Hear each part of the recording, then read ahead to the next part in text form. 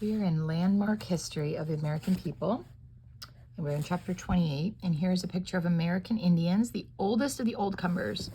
They were sometimes treated as if they were not Americans at all, and it took an act of Congress in 1924 to finally admit all Indians born in the United States should be considered full citizens. Isn't that crazy that they weren't even going to be citizens when they were the first people? And this is some of them weaving a blanket. So, when prosperity returned, Americans boasted that America was a land where everybody had a fair chance. But that was still not quite correct. When you surveyed the whole country and all the people in it, you had to wonder. Many Americans were not getting their full fair chance. Some were almost entirely left out. The United States was, of course, a nation of minorities. Had there ever been a nation built of so many different groups? There were many kinds of minorities. Of the religious minorities, for example, in some parts of the country, people commonly discriminated against Catholics. And they took for granted that no Catholic could ever be elected president until John F. Kennedy was elected in 1960. Although the Jews had a long tradition of learning, even before they came to the United States, strict quotas in colleges and medical schools kept out all but a few, even when they were the best qualified. Laws were also passed against the Mormons, who were a distinctive American religion. We have seen how the old comers in New England, for example, had looked down their noses at newcomers, and it was especially easy to be snobbish when the newcomers looked different. Mexican immigrants who came across the border for seasonal farm work could not buy land, get an education, or find better jobs. The Chinese and Japanese, too, had come to help build the Western railroads, but they found in many places that people would not permit them to live equally, and they could not own land or become voting citizens. The Native Americans, or the Indians, of course, were the oldest of the old comers, but the European newcomers, beginning with the earliest colonists, deprived them of their best lands. Eventually, these Native Americans were forced into barren reservations of desert wastes and rocky mountain slopes. They were not allowed to become full-fledged citizens of the United States, and there were many others. There's Calvin Coolidge, welcoming representatives of the Sioux tribe, that's pronounced Sioux, in 1925. The largest single group left out, of course, were the blacks, or Negroes as they were called at the time. This was equally disappointing, or especially disappointing, because the whole nation had fought in its most terrible war and even split families apart so that all Americans could be treated like men. While the Civil War was, of course, a war for the Union, it was also emphatically a war about black slavery. For that cause, 250,000 Union soldiers had given their lives. Never before in history had so many people fought for the freedom of others. In relation to black people, the United States had shown its best and its worst. Some Americans had kept black slaves, but other Americans fought and died to make them free. After the Civil War, as we have seen, the United States had as hard a job as faced any nation. That's kind of an awkward sentence. It probably should say they had a really, really hard job, probably harder than most countries had ever had. The millions of Americans who had been treated as things were suddenly to be given rights as people. They had owned no property and never been to school, and now they were suddenly to become citizens with the duty to govern themselves and help to govern others. And they had to do this in the shadow of the hateful, peculiar institution, which was slavery that had bred fears and hates on all sides. And they had to do this in the aftermath of a bloody war that had only bred still more fear and hatred. The mark of slavery could not be erased by magic. The South and Southerners might take generations to recover. The full tragedy of slavery was only now appearing. By the earliest 20th century, which is the early 1900s, whenever they say 20th, they mean one century earlier, there had been some progress. When the Freedmen's Bureau ended in 1872, money to educate former slaves and their children came from churches and missionary associations. Many wealthy men and women gave millions of dollars to help educate the former slaves and their children. Out of the more than $50 million, John D. Rockefeller contributed to charity. Okay, let me read that sentence again. Out of the more than $50 million John D. Rockefeller contributed to charity, went to train teachers for black school. That sentence is written very badly.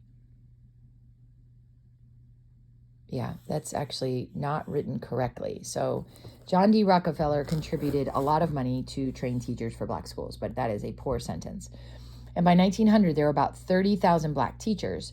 Every year, more black families were able to buy their own farms. Many people believe that in the end, better education, better wages, and more property would help blacks to gain equality, but the long run might be very long indeed.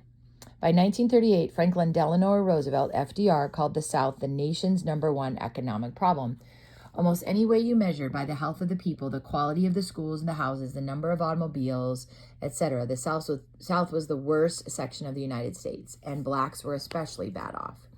In 1930, 80% of American blacks were still living within the boundaries of the old Confederacy, which is the South where the war was fought, and a number of Americans still wanted a two-nation America. They were afraid that if blacks received their share of education and owned their share of property, they really would become equal, and they did not want that.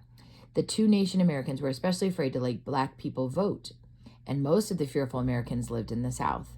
So while the South as a whole spent less money for any kind of education than did other sections of the country, black Southerners suffered most. And you could say, why wouldn't they just move? But moving is not easy. Moving is very hard to do. Moving costs money.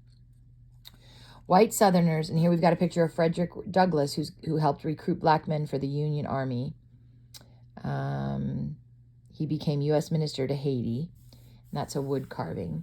So while the South it's a wood engraving, I should say, as a whole spent less money, black Southerners were suffering most. White Southerners did not permit them to attend the same tax-funded schools the white children attended. And in fact, when I lived in Kentucky, some of the last places in the United States to force schools to have white and black kids in it together were in that area.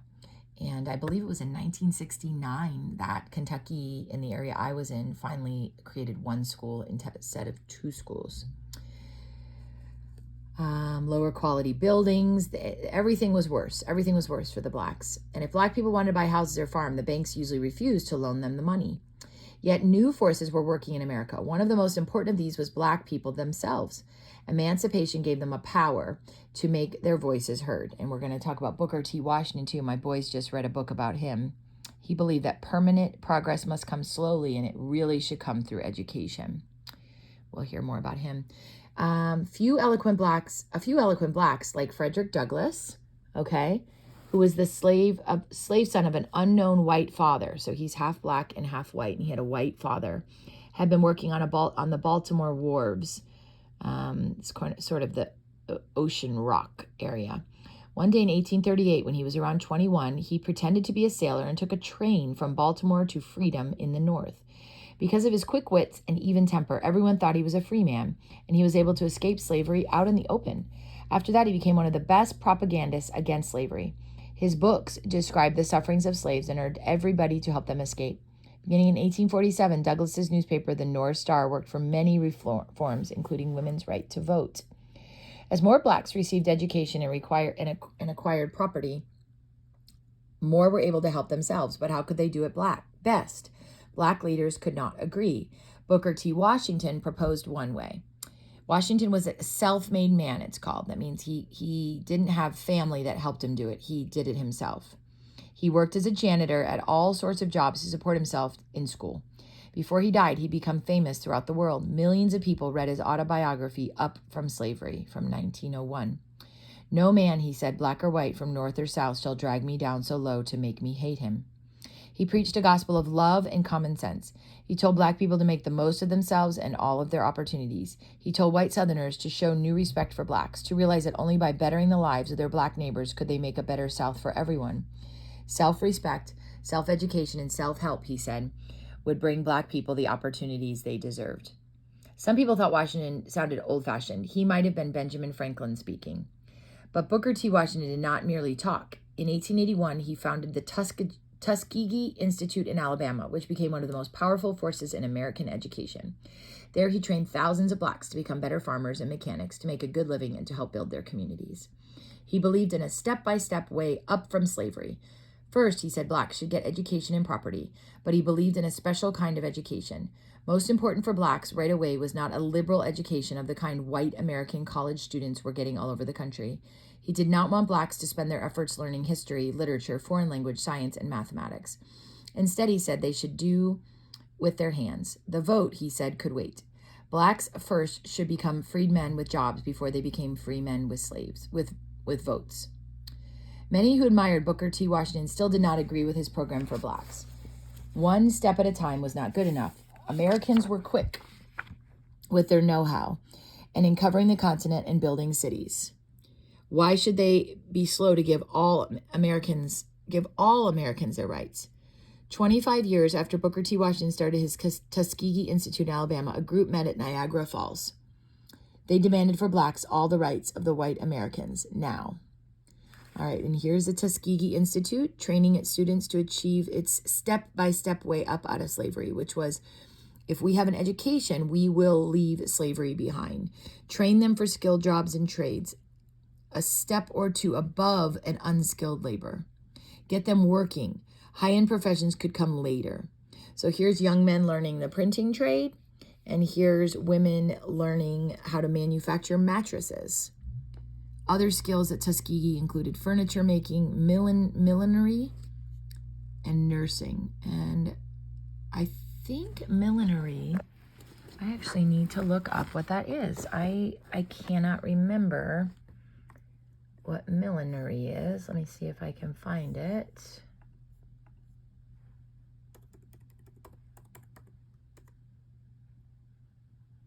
Oh, women's hats. Isn't that something? I didn't know that. Women's hats. So 25 years after Booker T. Washington started his Tuskegee Institute, the group met at Niagara Falls, and they wanted rights for all blacks immediately. The leader of this group was W.E.B. Du Bois. He was a scholar, and he feared that Washington's gradualist program would keep blacks in lowly jobs. Though also black, his life story was very different from Booker T. Washington. He was born in Massachusetts after the Civil War. He studied at the University of Berlin in Germany and received a PhD from Harvard in 1895. While Booker's roots were in the South, Du Bois' roots were in abolitionist Massachusetts and in the whole world. Du Bois was a poet, a man of a brilliant mind and vast learning. Why should anyone try to tell him to be satisfied to work with his hands?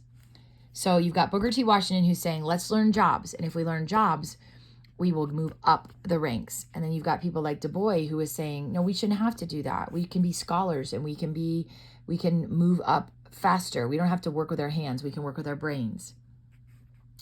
So in 1905, Du Bois' Niagara movement created a declaration that expressed outrage. It demanded for blacks all their human rights, all their rights as Americans, and all at once. So he's not going to do it gradually. It opposed all laws and all customs that treated blacks as if they were different from whites. And of course, it demanded the right to vote. After the Civil War, white Southerners, oh my gosh, and this video's been going sideways the whole time again. My goodness gracious, why don't I notice that? You guys haven't been able to follow it all. Oh, I get so frustrated when that happens. So frustrated. Maybe there's a way I can fix it. I don't know. After the Civil War, white Southerners who believed in a two-nation South had used all sorts of tricks to deprive blacks of their rights as citizens. They tried using the grandfather clause, which was that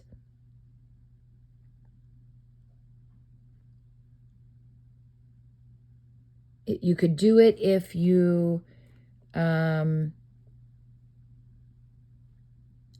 see. Blacks would not be allowed to vote simply because their grandfathers did not have the right to vote. So anybody who wanted to vote had to pass all sort of impossible tests. Of course, the anyone else included blacks. So in effect, blacks would not be allowed to vote simply because their grandfathers did not have the right to vote. I don't really understand that. It says,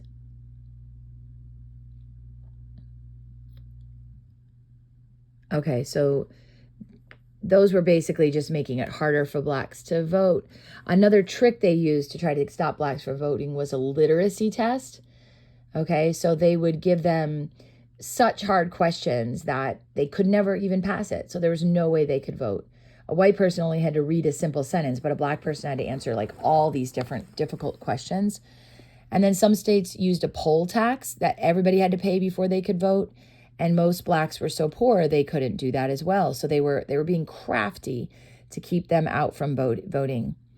Since the Democratic Party was in complete control in most of the South, whoever won in the Democratic primary automatically won the office. By keeping a person from voting in the primary, then, you would actually be taking away his vote. Finally, in 1944, 47, and 53, the United States Supreme Court declared that these laws violated the 14th Amendment to the Constitution, and it took a special 24th Amendment to outlaw the poll tax. All right, and so that is chapter 28. I'm so sorry about the sideways thing again. How do I not notice that?